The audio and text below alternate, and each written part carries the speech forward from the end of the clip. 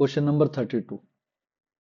Vijay invested certain amount of money in two schemes, A and B, which offer interest at the rate of 8% per annum and 9% per annum, respectively. He received 1,860 as the total annual investment. However, had he interchanged the amount of investment in two schemes, he would have received 20 rupees more annual interest. How much money did he invested in each scheme? ठीक है, ये chapter number 3, ठीक है, pair of linear equation का question है। इसमें आपको data क्या गिवन है? इसमें डाटा गिवन है, सबसे पहले आपको गिवन है विजय इन्वेस्टेड सर्टेन अमाउंट ऑफ, दो स्कीम में इन्वेस्ट करता है, ए और बी में, ए और ए बी में। तो दोनों स्कीम के नाम हमने लिख लिए, ए और ए बी। क्लियर है? तो सबसे पहले प्रिंसिपल, प्रिंसिपल अमाउंट ए में कितना करता, हमने एज्यूम कर लिया एक्स अमाउंट इन्वेस्ट करता है, और बी में कितना करता है, वाई अमाउंट इन्वेस्ट करता है। और वो कहता है कि एक में 8% पर एनम इंटरेस्ट मिलता है और दूसरी में 9% per annum rate of interest मिलता है। तो हमारे पास रेट ऑफ इंटरेस्ट कितना हो गया, रेट ऑफ इंटरेस्ट एक में कितना हो गया 8%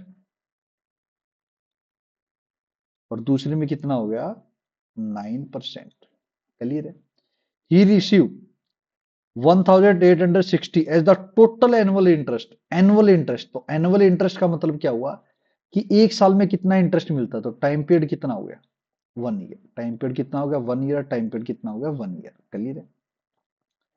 अब देखो टोटल इंटरेस्ट, अब भाई इसमें भी सिंपल इंटरेस्ट मिलेगा। टोटल सिंपल इंटरेस्ट किसके इक्वल आ जाएगा, simple interest of A scheme plus में simple interest of B scheme. ये बी स्कीम होगी और ये आपकी ए स्कीम होगी। और टोटल इंटरेस्ट ये कितना है, सिंपल इंटरेस्ट की वैल्यू कितनी दे दी उसने 1860। क्लियर है? ये आगे स्कीम 1, कौन सी होगी स्कीम 1। अब ये कह रहा है स्कीम 2 में क्या कहता है, however had he interchange the amount of investment in two scheme. तो अगर दोनों स्कीम की इन्वेस्टमेंट को क्या कर देता, वो चेंज कर देता, क्या कर देता है, चेंज कर देता। तो ए की अमाउंट बी में डाल देता और बी की अमाउंट ए में डाल देता है। अब आपको पता है ए और बी दो स्कीम थी, तो इसमें प्रिंसिपल जो अमाउंट थी, पहले ए में कितनी थी एक्स थी, अब हमें ए में कितनी कर दोगे वाई कर दोगे और बी में कितनी कर दोगे एक्स कर दोगे। रेट ऑफ इंटरेस्ट सेम रहेगा आपका। Rate of interest A scheme में कितना था 8% था और बी स्कीम में कितना था 9% था। क्लियर है? और जो आपका टाइम पीरियड है, टाइम पीरियड आपका 1 ईयर है और 1 ईयर। टोटल जो आपका सिंपल इंटरेस्ट रहेगा किसके इक्वल रहेगा, simple interest of A scheme plus में simple interest of A P scheme. और ये कहता है कि जो अब इंटरेस्ट मिलेगा इसमें वो मिलेगा 20 मोर, 20 मोर। तो पहले 1860 मिल रहा था, अब 20 रुपए ज्यादा मिलेगा इससे, तो कितना हो जाएगा आपके पास, हो जाएगा 1880 रुपए। ठीक है? ये आपका क्वेश्चन होगा। इसमें एक बेसिक फार्मूला आपका लगेगा। बेसिक फार्मूला क्या है, सिंपल इंटरेस्ट का फार्मूला क्या होता है, सिंपल इंटरेस्ट का फार्मूला होता है P into R into T by 100। ये एक सिंपल बेसिक फार्मूला आपका लगेगा और फिर लीनियर इक्वेशन आपको सोल्व करनी है और आपका क्वेश्चन सोल्व हो जाएगा। तो इसके लिए जो इक्वेशन है आपके पास, ये वाली इक्वेशन है, ठीक है, ये फार्मूला हम लिखते हैं। ठीक है, अब देखो ये फार्मूला क्या है, simple interest of A scheme plus में simple interest of A B scheme equal to total interest कितना मिला हमें पे 1860। चलिए simple interest of A scheme का फॉर्मूला क्या आ जाएगा, principal multiply rate multiply time divide में 100। ये सारा डाटा किसका होगा, ए स्कीम का। किसका होगा, ए स्कीम का। Simple interest of B scheme में क्या आ जाएगा, principal of B scheme multiply rate of interest of B scheme multiply time of B scheme divide में 100। कितना आ गया 18600। क्लियर है? अब वैल्यू पुट करो भाई। प्रिंसिपल की वैल्यू कितनी है हमारे पास, प्रिंसिपल स्कीम की एक्स है, रेट ऑफ इंटरेस्ट 8 है और टाइम कितना है 1 है। तो ये सारी वैल्यू पुट करो। प्रिंसिपल की वैल्यू कितनी आ गई आपके पास, x मल्टीप्लाई 8 मल्टीप्लाई टाइम कितना 1 डिवाइड में कितना आ जाएगा 100, प्लस में प्रिंसिपल ऑफ बी, बी का प्रिंसिपल कितना आपके पास y है, रेट ऑफ इंटरेस्ट 9 है, टाइम पीरियड 1 है, तो आप वैल्यू पुट करोगे इसके अंदर। तो y इंटू 9 इंटू 1 डिवाइड में 100 इक्वल टू कितना आ गया 18600। ठीक है, अब इसको दोनों का एलसीएम ले लो, कितना आ जाएगा एलसीएम 100 आ जाएगा। ठीक है, 8 इंटू एक्स कितना आ जाएगा 8x प्लस में 9y इक्वल टू 1800। ठीक है, 1860 क्लियर है। तो एक जीरो यहाँ ज्यादा आ गई है, इस जीरो को आप कैंसिल आउट कर दोगे, ये जीरो ज्यादा है, ये आपने हटा दी। ठीक है, अब देखो 100 यहाँ डिवाइड में उस साइड जाके क्या हो जाएगा मल्टीप्लाई में, तो आपके पास इक्वेशन क्या बन जाएगी 8x प्लस में 9y इक्वल टू 18600। दो जीरो 100 की यहाँ आ जाएगी, ये आपके पास इक्वेशन बन गई 1, फर्स्ट इक्वेशन। सेम जैसे आपने इसके लिए सोल्व किया सिंपल इंटरेस्ट 1 के लिए, जैसे अमाउंट इंटरचेंज कर दी तो इस अमाउंट के लिए भी आपको सोल्व करना पड़ेगा। ठीक है, तो इसके लिए जो आपका फार्मूला है आपका क्या पास क्या था, simple interest of A scheme plus में simple interest of B scheme equal to total simple interest कितना था आपके पास 1880, 20 रुपीज ज्यादा था इस सिंपल इंटरेस्ट से। तो इसका फॉर्मूला क्या होगा, principal of A scheme multiply rate of interest of A scheme multiply में time of A scheme divide में 100, जो सिंपल इंटरेस्ट का बेसिक फार्मूला आपका था, प्लस में principal of B scheme multiply rate of interest of B scheme multiply में time period of B scheme divide में 100 equal to कितना आ गया 1880। क्लियर है, वैल्यू पुट करोगे, ए स्कीम का प्रिंसिपल ये है, रेट ऑफ इंटरेस्ट ये है, टाइम पीरियड ये है, बी स्कीम का प्रिंसिपल ये है, रेट ऑफ इंटरेस्ट ये है, टाइम पीरियड ये है।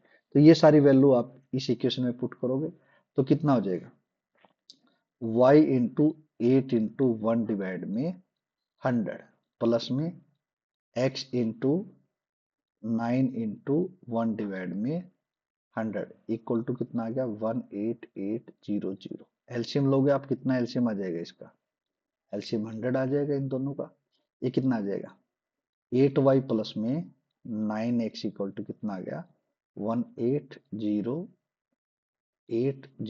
क्लियर है, ये आपका आ गया, इसको एक जीरो फिर ज्यादा लग गई थी। ठीक है, अब जैसे ही 100 को मैं उस साइड मल्टीप्लाई करूंगा कितना आ जाएगा 8y प्लस में 9x इक्वल टू 1880। दो जीरो उस साइड आ जाएगी। क्लियर है, x को आगे लिख लो y को पीछे लिख लो, तो हमारे पास 9x प्लस में 8y इक्वल टू 18800। क्लियर है, अब देखो ये इक्वेशन नंबर क्या आ गई 2। अब आपका जो क्वेश्चन है बेसिक लीनियर इक्वेशन सोल्व करने वाला वो आ जाए, इसको और इसको सोल्व करना है।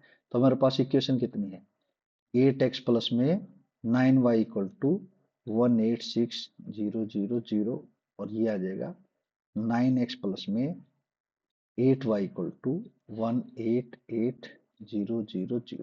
ठीक है, तो इनको आपको क्या करना है सोल्व करना है।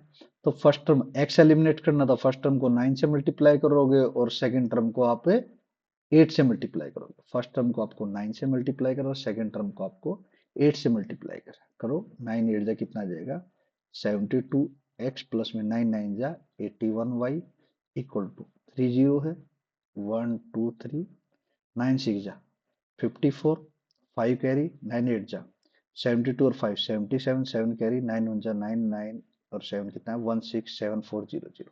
अब इसको 8 से मल्टीप्लाई 9 8 जा कितना आ जाएगा 72x प्लस 8 8 जा कितना आएगा 64y इक्वल टू 30।